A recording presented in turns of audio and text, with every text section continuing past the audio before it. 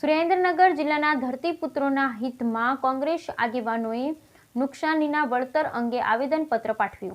નુકસાનીના માંગ સાથે સુરેન્દ્રનગરમાં વિશાળ કિસાન રેલી યોજાઈ। સુરેન્દ્રનગર જિલ્લા કોંગ્રેસ દ્વારા વરસાદી નુકસાનની વળતર માંગ સાથે વિશાળ કિસાન રેલી યોજાઈ। હલ્લાબોલ સાથે આવેદનપત્ર આપવામાં આવ્યું।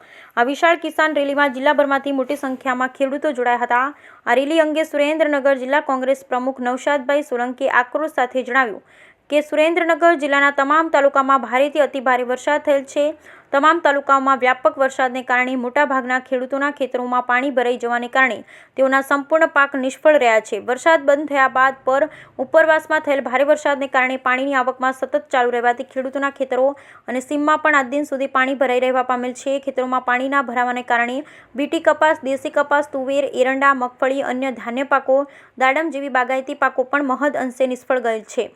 દશાડા, લખતર, લીંબડી, ધાંગધ્રા, ચુડા, વઢવાણ, થાનગઢ, મૂળી, સાયલા અને ચોટીલા તાલુકામાં ખેડૂતોને ખૂબ મોટા પ્રમાણમાં પાક નુકસાની થયેલ છે। હાલમાં સરકાર દ્વારા પાક નુકસાની બાબતે સર્વેની પ્રક્રિયા ચાલે છે, પરંતુ સુરેન્દ્રનગર જિલ્લામાં સર્વેની કામગીરી ખૂબ જ ગોકળ ગતિએ ચાલી રહેલ છે। આ જ ગતિએ કામગીરી કરવામાં આવે તો સદર સર્વેને પૂર્ણ થતાં આશરે હજુ 1 થી 1.5 માસ જેટલો સમય લાગે। જ્યારે બીજી તરફ હાલ તડકો નીકળતા પાણી સુકાતા ખેડૂતો પોતાના ખેતરમાંથી નિષ્ફળ ગયેલ પાકોને સફાયો કરી ખેતરો ચોખ્ખા કરી નવી વાવણી કરવા લાગશે। તે બાદ આવા સર્વેનો સાચા જરૂરિયાતમંદ ખેડૂતોને લાભ મળવાની આશા જણાતી નથી, જેના કારણે જગતનો તાત ખૂબ મોટી આર્થિક નુકસાનીના ગર્તામાં ધકેલાઈ જવાની સંભાવના છે। સુરેન્દ્રનગર જિલ્લા કોંગ્રેસ સમિતિ દ્વારા યોજાયેલી આ વિશાળ કિસાન રેલીમાં સુરેન્દ્રનગર જિલ્લા કોંગ્રેસ પ્રમુખ નવશાદભાઈ સોલંકી, ચોટીલાના પૂર્વ ધારાસભ્ય ઋત્વિકભાઈ મકવાણા, વિક્રમભાઈ રબારી સહિત કોંગ્રેસના રાજકીય આગેવાન અને જિલ્લાભરમાંથી વિશાળ સંખ્યામાં ખેડૂતો હાજર રહ્યા હતા। બ્યુરો રિપોર્ટ મહેશભાઈ ઉતરિયા, સુરેન્દ્રનગર। કહેવા કરતા હું તો ત્યાં સુધી કહીશ કે આ આફત જે છે સરકાર સર્જિત આફત છે।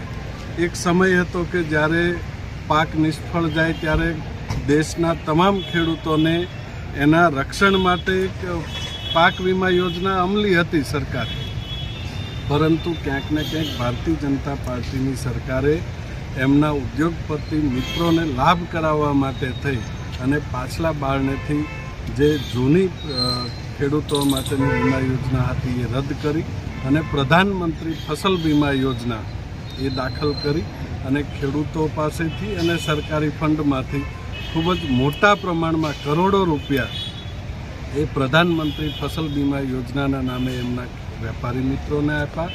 એનો અતિશય વિરોધ થયો ત્યારે ગુજરાત રાજ્યની અંદર મુખ્યમંત્રી કિસાન સહાય યોજના, પ્રધાનમંત્રી ફસલ વીમા યોજના જેવી જ તે મુખ્યમંત્રી કિસાન સહાય યોજના દાખલ કરી અને એની અંદર સરકારે જાણી જોઈને એવી શરતો રાખી કે જેના આધારે ખેડૂતોને ક્યારેય પણ સહાય મળી શકે। આપણી જોડે સરકાર પાસે આજની તારીખે પણ સર્વે કરી શકાય એવી કોઈ જ ટીમ, એના નિષ્ણાંતોની ટીમ સરકાર પાસે છે જ નહીં।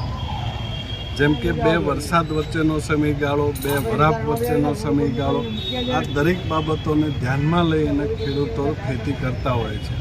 જ્યારે મુખ્યમંત્રી કિસાન સહાય યોજના હોય, SDRF હોય, NDRF હોય, એક પણ યોજનાની અંદર આ પ્રકારની ગાઈડલાઇનનો ઉલ્લેખ નથી। એટલે એના કારણે છે એ ખેડૂતો જ્યારે આ પ્રકારની પરિસ્થિતિ ઉત્પન્ન થાય ત્યારે મુશ્કેલીમાં મુકાય છે। સરકારને માત્ર મત લેવા પૂરતો રસ છે એટલે સર્વેના નાટકો કરી રહી છે। ખરેખર તો ગામ દીઠ એકમ બનાવી અને એના માટે નવેસરથી કૃષિ નીતિ ઘડાવવી જોઈએ।